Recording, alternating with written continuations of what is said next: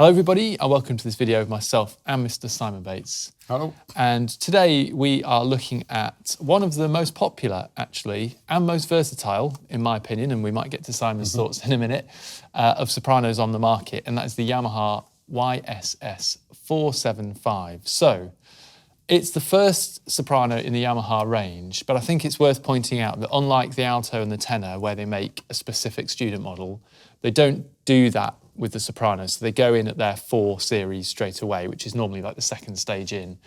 And actually, it's, as I mentioned, very versatile. It's a one-piece body, so you've got a little bit of a reduction there in weight compared to the 2-piece options with curves and straight necks, etc.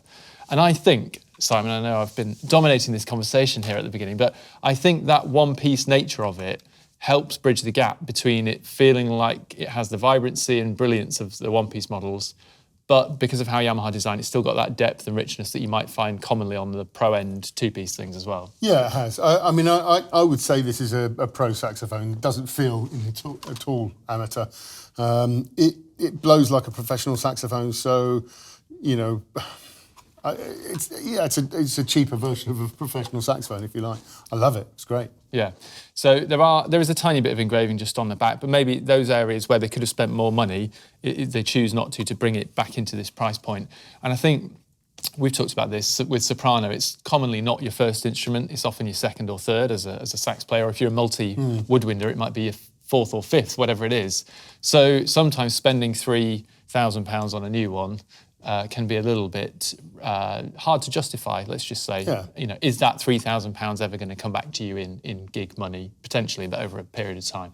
So for many people, the 475 is a great place to start because it's just under 2,000, and you still get that versatility. But maybe let's have a little listen to it, Simon, and then a few more of your thoughts. Yeah, I mean, I believe all Yamaha sopranos are made in Japan still, yes, are they? Yeah. So, you know, you've got the provenance, the quality coming down from the higher end instruments and overseen at least by the craftsmen who make the custom instruments. So yeah, I mean, it's a great horn. Cool. Okay, let's have a little listen.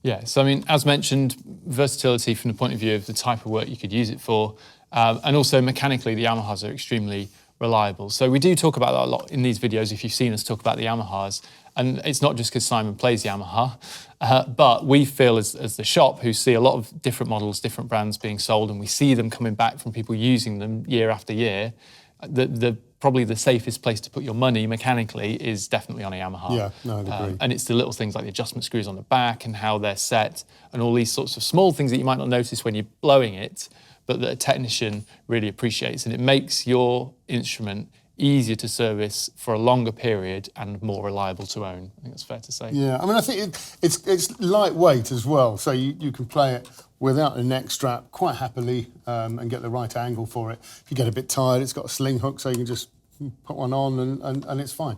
But yeah, my feeling of playing this is that it feels like a saxophone.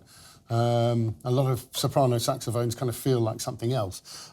This, if you play a Yamaha alto or tenor, you can pick it up and it's going to feel very, very similar to the way that plays. And you're not going to have the learning curve and the adjustment period. It's just absolutely... I mean, you can hear from what I was playing, it does really what I want it to do. I can push it as hard as I like and it'll react to what I'm doing. So... yeah, no, I love it. It comes with a decent mouthpiece. It's the plastic 4C mouthpiece, which is, if you're new to soprano, it might be a safe-ish place to start. But as Simon's done, and as many people do, if you just get your own ebonite mouthpiece or whatever it is, although, yeah, actually... this is actually the one that came with my Yamaha Custom. He stitched me up there. It is a 4C. It's a great mouthpiece. I've experimented with loads of mouthpieces and keep on coming back to this one, so... you know, I'm happy with it. Yeah. And you could be too. Yeah. Exactly. So yes, in summary, a very versatile soprano. It's sort of on its own in a price point, and for that reason, I think some people either go below or sometimes feel they need to go above, but you don't actually, I shouldn't say it, should I? But you don't need to.